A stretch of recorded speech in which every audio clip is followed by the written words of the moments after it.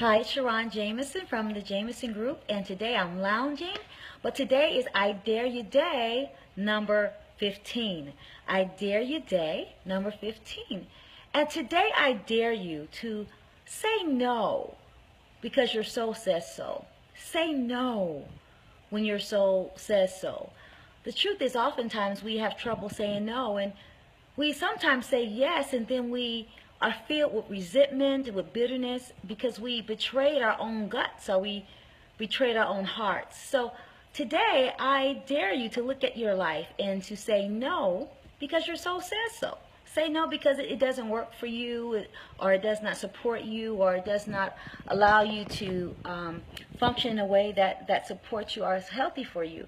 Now, I want to say that when you say no, people are not going to like it. And so I have this list called the no resistance list, where I make sure I brace myself for ways that people might respond negatively when I honor myself. Because at the end of the day, you have to honor your own soul. I call it a ninja no. Just no, and a full sentence, no explanation. But if you want to, I want to give you and offer some suggestions that might be helpful to counterattack or to really assuage your own soul when you are saying no and you really know that no is the best decision for you. The first thing to anticipate is that people are going to assume, why you're saying no. They're going to assume that they know why. They're going to assume your rationale. They're going to make all these assumptions. None of it is going to be true, or it might be true, but that's not really important. Just know that people are going to make assumptions, and their assumptions have nothing to do with you. So I just want to know, expect it, but they're their assumptions. Don't play into it, especially when you have really made a decision based on your own values. The B is people will blame you. And the blame might look like, oh, I lost my job because you wouldn't give me a ride, or my house went into foreclosure because you didn't give me a loan, or something like that. The truth is you're not the reason to blame, especially when you're honoring your own values. I think sometimes the person that people are less willing to face is themselves, and face that they are complicit in their own demise. And so it's easy for them to point the finger at you versus to point the finger at them. So don't take that on, even though it's difficult. C, expect that people are going to criticize you. People are going to say all types of things. You're selfish, you're mean, you only care about yourself, and the list goes on and on. And criticism is one of the ways to hurt you, to try to manipulate you or maneuver you to do what they will have you to do. Now, they might not even be aware that they're doing it. So I'm not saying people have malice intent, but just know that you might be criticized and that it's going to hurt. Might hurt very badly. Believe me, I have been got a couple of things.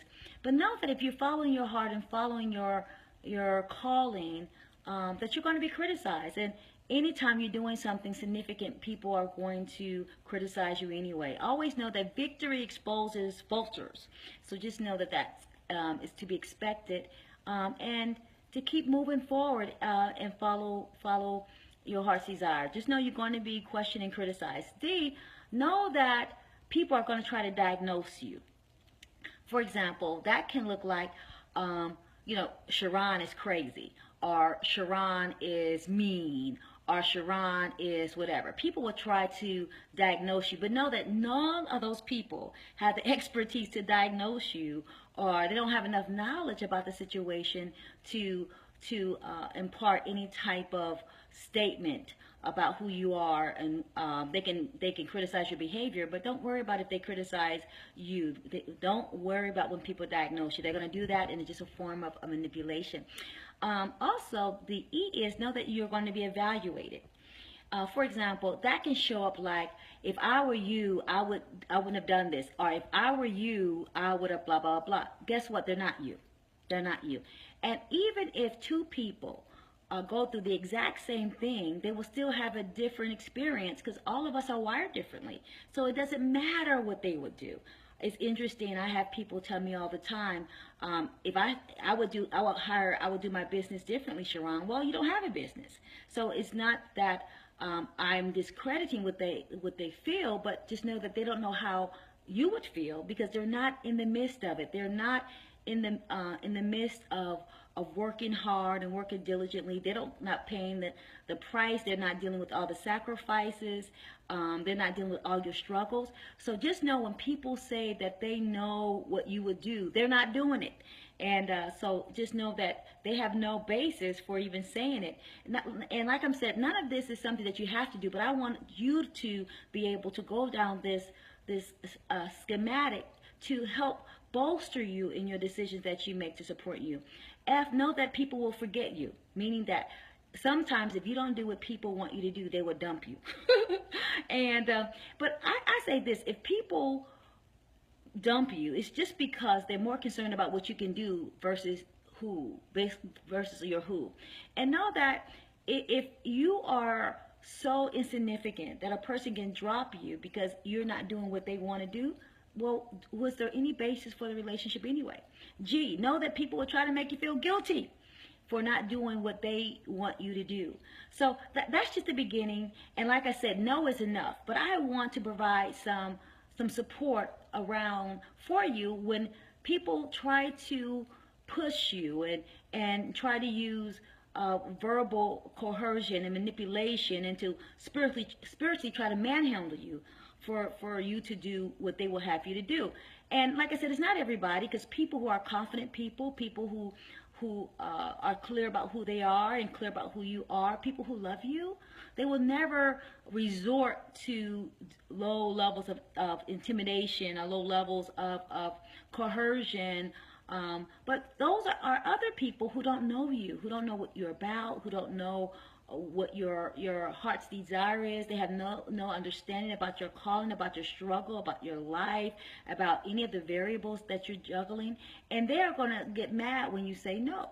But I want you to say no because your soul says so. No, because your soul says so, and be okay with it.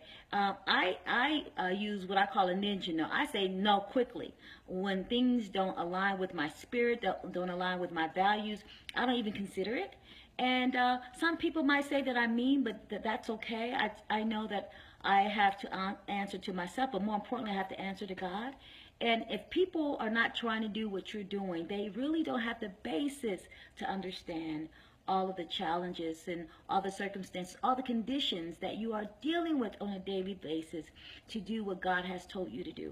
So say no. I dare you. I dare you to say no because your soul says so. I dare you to say no because your soul says so. Honor yourself. Honor God. Let's dare to soar higher in a form of self-love and a self-integrity and a self-respect. And always know that even though people don't agree with your decisions, the people who love you will love you anyway if you say no. Say no because your soul says so. I dare you. I dare you to say no and speak your truth. Blessings to you always. God bless you.